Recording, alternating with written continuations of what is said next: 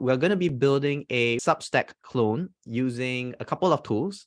So of course, firstly, we are going to be using Locofy to convert our designs into code.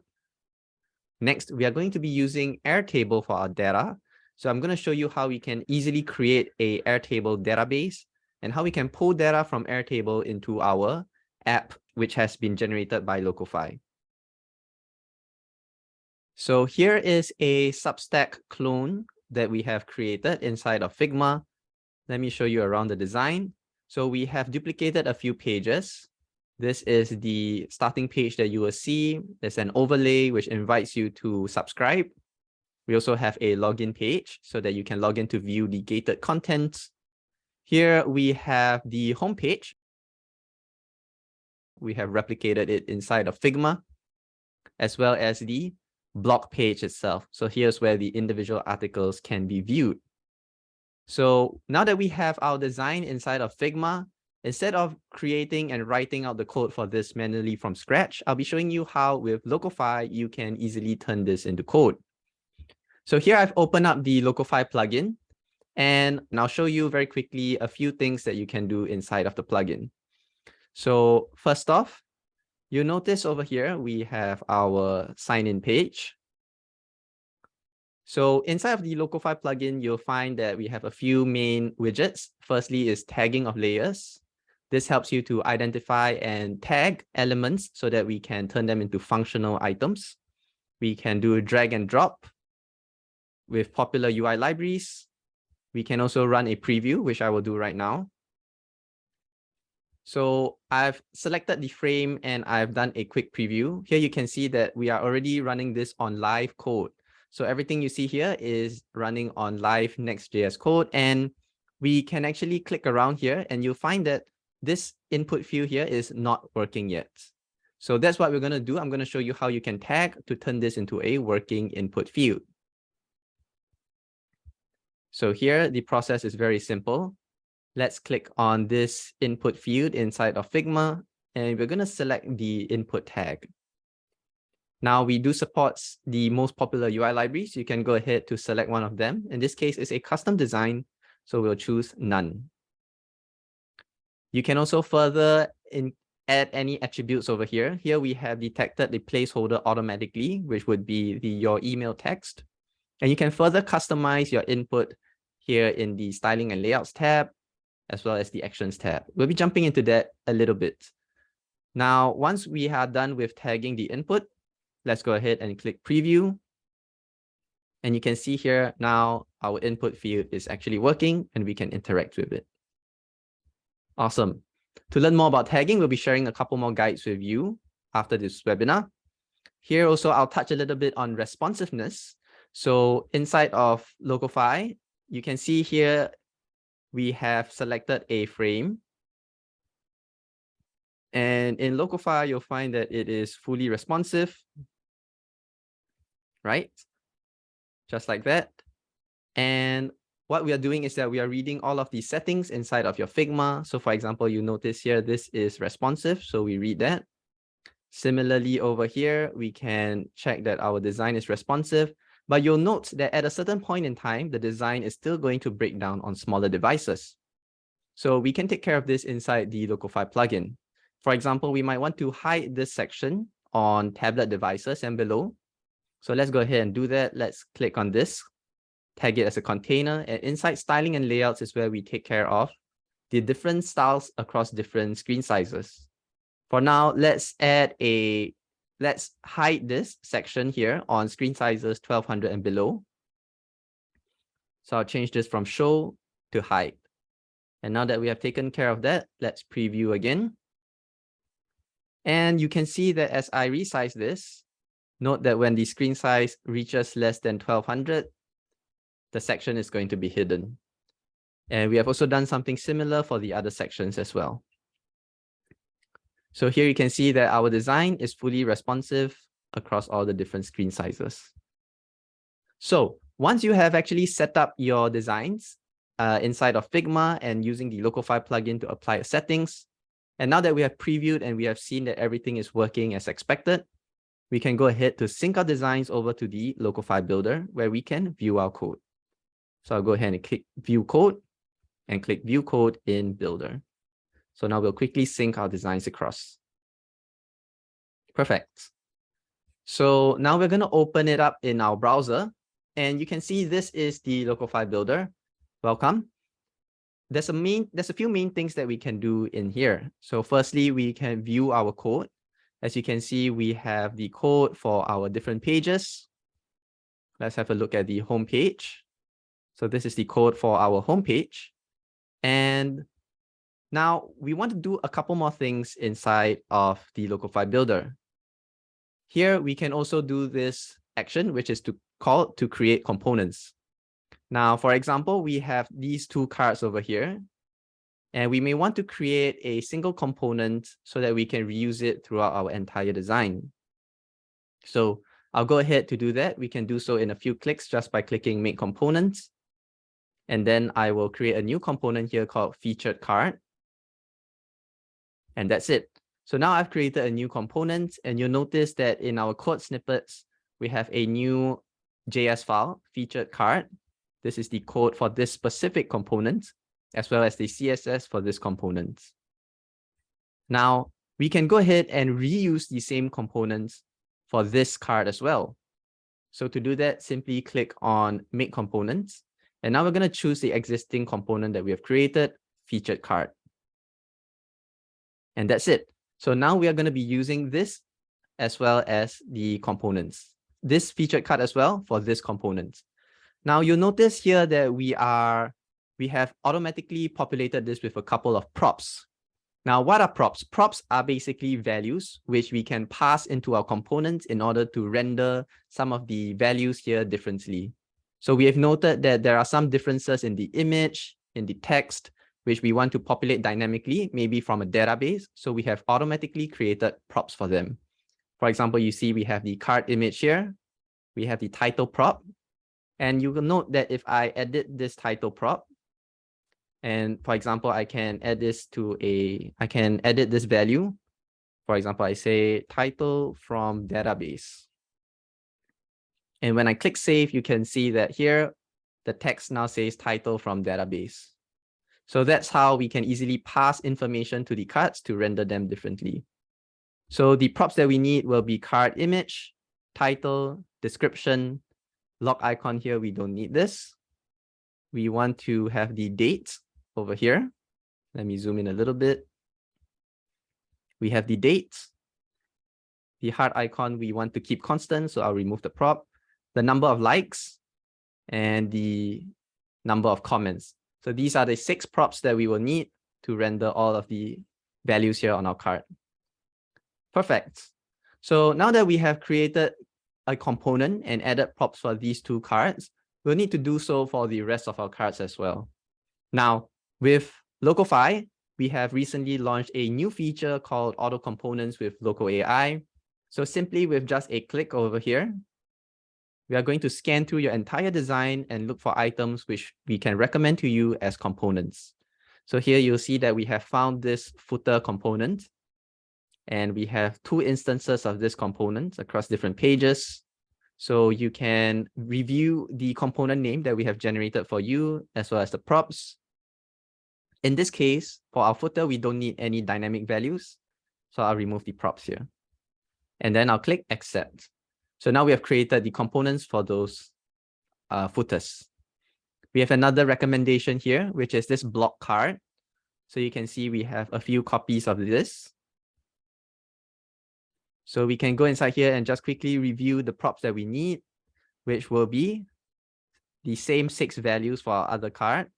So we need a title, description, lock icon is static, so we don't need that, date text, number of likes, number of comments, and the card image. Perfect. So now let's accept all the instances over here. Moving along to the side, we have another few cards over here. So I'll do the same, and I will review the props. And then I'll accept the instances here. In this case, we also have a sidebar container. We can accept this as a component. And another components over here for this additional links. So I'll click accept and we're done. All right. So we have created the components for our app. Let's go ahead and hit export. Now, on the export screen, you'll see that we have a few options. We can export the screens along with all of the components or just the components themselves. Here today, we're going to export everything and we can just download the zip file. So let's go ahead and click export. And you can see that we have generated over 2,000 lines of code, just like that. Now, with just a few, now we're going to be extending this code that Locofy has generated. And by adding maybe about 100 lines of code or so, we can turn this into a full-fledged application. I will walk you around the export and what you'll find. So first, I'll just do a quick npm install to install our dependencies. So you'll find that here we have all of the code for our components. And here we also have the code for the pages, as well as the assets inside our public folder. And before we do anything, let's quickly run our code and on our local device. So now it's running on localhost 3000. Awesome. So you can see we are running this code on our local host right now. And we have it just as how we had it inside of our Figma design.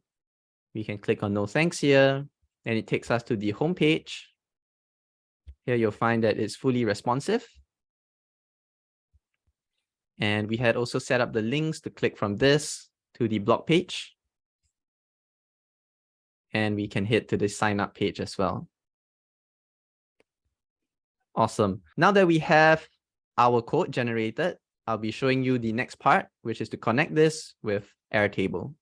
Airtable is a very popular application. For those of you who are not familiar, it's a low-code tool to help you build collaborative apps that connects your data, workflows, and teams.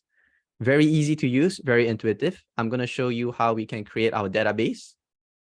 First, we can click on Add a Base. And it's going to generate a table here. So we're going to want to create some entries here. So for example, we have our blocks will require a title. So we can name this title. We also need a description for each of our blocks. We might also need something like date posted.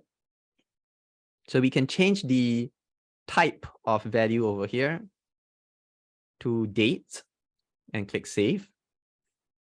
And for this, we might want this to also be, let's change the field. We might want this to be a single line text. Great. And we can continue to populate a couple more columns, which we will need. And after you're done adding the columns, we can add in the entries themselves. For example, 5 tips to launch faster, right? And a description. So very simply, that's how we have created a database over here. For today's webinar, I've gone ahead to set up a database with existing entries. So this is the one which I've created. I'll walk you through the columns. We have the title, the description, the date posted, the number of likes, number of comments, and the image URL. So these are all the elements required to populate our cards over here. Now we have a couple more columns here. This is the block contents column, and this will be used to populate the contents over here. Next, we also have some tags, and we have added this tag so that we can differentiate between the different types of posts that we want to put in our page. So for example, these two we are going to call featured cards. This one is going to be called top article. So we have categorized them differently so that we can choose where we want to show each article, right? And finally, we have a last column here, which is the locked column. And this is to indicate to us whether or not the article should be hidden behind a paywall or should be available for everyone to view, right? So we have all the columns here as well as the titles. I'm going to be showing you how we can pull this data into our application over here.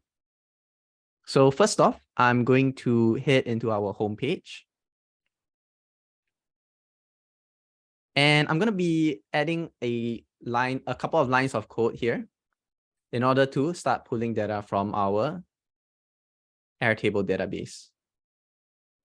So here we go. I've added a function here. This is the get server-side props function. This is a very useful function from the NextJS, and it allows us to basically pull some data in order to populate our page before it gets rendered. So we are going to need to use this fetch and fetch data from our Airtable endpoints. So let me show you how we can get the endpoints that we are going to retrieve our data from. Back inside of our Airtable, do a quick search for Airtable APIs. And you can choose the first option here. Now, Airtable has an awesome API reference. It's super easy to use. You can see that because we are logged in, we can already find APIs for our databases. So I will click into the Substack app database. And in specific, our blocks post table that we just saw. Here you can find the different kind of APIs and endpoints that we can hit. So we're going to use this list records API. What this does is that by hitting this API here, we are going to retrieve the list of all of our entries here. So you can see this is a record with the ID, and inside here you'll find the tag, the block contents, the block title, number of likes, number of comments, and so on. So let's grab this URL and replace this in our fetch. Great. And you'll also notice here that for this, we have a parameter here, max records is equals to 3. We want to change this to 100 so that we can pull all of the records, not just 3 of them. Now, inside of here, you also note that we need to authorize it with our bearer token. So we're going to create a new environment file, a .env file. So .env, and we're going to store our API token inside of here so that it's safe and only runs on the server side. Let me show you how you can get your API token. Let's head back to our app. Click on account, go to developer hub, and we'll create a new token. Here, let's call this Substack application. Let's add the word clone as well. And here we have the scope. We can assign this a read-only scope. And also decide which database it can access, which is the Substack app database. Now that we have created it, we can copy this token and paste it inside of our environment file. Great. So that's almost everything that we need in order to pull the data. So we have our API endpoints, we have our headers. Over here is going to return the data that we have pulled as this post variable. All right, so now we're going to take this post variable and we're going to use it in our home page over here. So let's head back up. So let's receive the posts information, right? And we're going to use this post variable to populate our cards.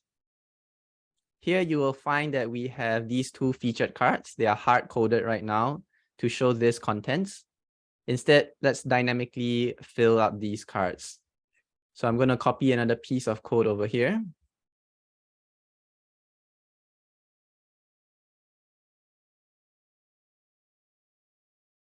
All right. Let's examine what's going on. So we have the posts over here that we had retrieved from our API. And we just want to check that it is non-zero length, basically that there is some data involved, that there's some data inside of our posts variable. Then we are going to filter the posts by this condition, which is that the tag should be featured article. Now, if you recall, we had added the tag over here. Let me open up our Substack app. So we only want to show these two articles on the left side. So we're going to filter by tag equals featured article. Then we'll use a map function in order to render the cards over here using the featured card that we have created in the builder.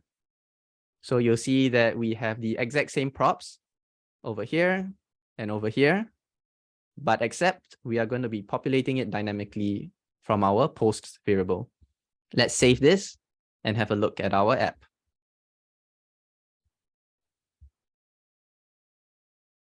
All right, now you can see that we have these two cards that have been populated from our Airtable database, and these two which were hard-coded.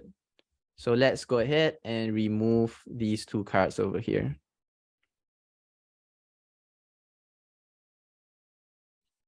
Perfect, they're gone now. So we're going to do the same thing for these other cards, and we're going to replace the hard-coded cards. For example, we have the big card over here. This is the one in the middle. Let's replace this once again with a similar snippet of code. So here we are checking the posts, and we are filtering this post by the tag being top article. So in our database, if you recall, we have one top article, and we'll be filtering by that one. And here, once again, we will be populating the props dynamically. We can remove the block card here and replace this with another one.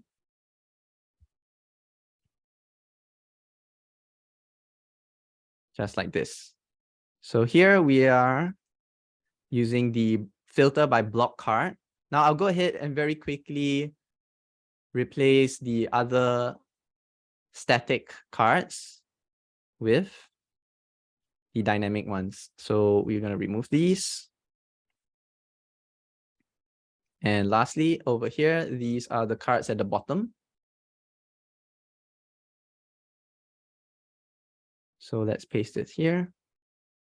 And these are the regular posts. So I'm going to remove all of these as well. Awesome. So let's hit save and have a look at our app. Now you can see that we have all of the cards populated from our database. So we have our blocks like design thinking and app development, staying up to date with trends and technologies, and so on. So that's how we have successfully leveraged the Airtable database in order to populate our homepage dynamically.